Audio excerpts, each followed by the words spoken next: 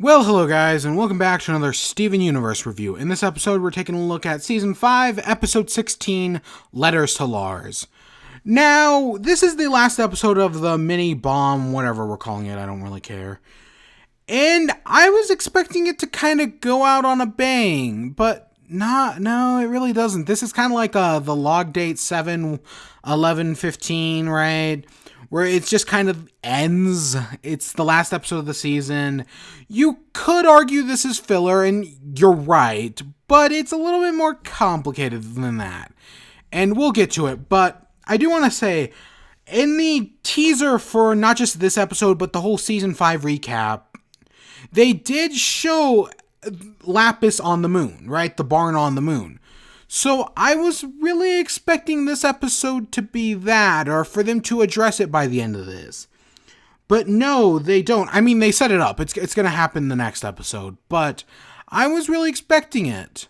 However, there is an episode. It's a month. It's a month away as of filming this.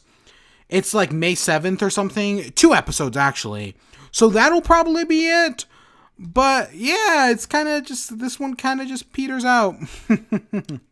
Let's get into it. So Lars gets a letter from Steven and he starts going through it. And basically it's everything that's happened while Lars has been gone out in space, right? And we see Ronaldo, the big donut's still closed. Ronaldo's really jealous that Lars got to go out into space and he didn't. We see Nanapo have a meeting at the pizza place, Fish Stew Pizza, about what to do in case of another alien invasion, which they are clearly Chekhov's gunning this, so there will probably be an alien invasion in the near future, and everyone's playing their role, they all have ideas, and I love Pearl getting a cell phone. It's really funny. It kind of reminds me of, now again, I'm not very active in the community, but every once in a while I see posts from, rejected Steven Universe episodes, and that's kind of what this reminds me of. The idea of Pearl just getting a cell phone and then like her theoretically getting addicted to it kind of reminds me of one of the rejected episodes they do. Or is it rejected or is it fake Steven Universe episodes? You know what I mean. We see Sadie and the Sadie Killers, right? They're practicing. And even though it spends a lot less time with them, I enjoyed this one little more more than I did the big show. I don't hate the big show. It's not like there's nothing inherently like, oh, this pisses me off, unlike Ronaldo. But it's just honestly, this episode makes that episode feel less important. Cause like they talking about how, oh, they're gonna have their big show in Beach City, but they could have done their show in Beach City before they did the big show. Right? This could have fit perfectly in there. Whatever, it's nitpicking. We see Jamie, he's doing all these one-man shows, and he has a comedy improv group, which I just seeing the people they got on, Peridot, Amethyst, Mr. Smiley, Barbara, is hilarious. Like, they didn't even have to say anything, and I found it funny. Of course, their actual improv comedy, I didn't really care for that much, but just the cast they got to do this is great. Pearl heckling them, great. Which, that's why I think this episode works better than another filler episode, The Big Show, because it's funny. It's putting comedy first, most of the time. I mean, it doesn't always hit. Most of their improv sucks. But I like the idea. By putting comedy first, it makes it an inherently better episode. It gives it a purpose, unlike The Big Show, which, I mean, it had a purpose, but you know what I mean. We see Ronaldo has his telescope. This is setting up the escapism, right? This is setting up the episode. That's when we get the next episode, 17 and 18. This is what it's going to be on. Mark my words. We see Greg is taking up a rich person's sport of tennis, and Garnet just destroys him. That's funny. And throughout this entire thing, we keep seeing Mayor Dewey show up. He shows up at the Big Donut. He shows up with Sadie and the Sadie Killers. He shows up here, right?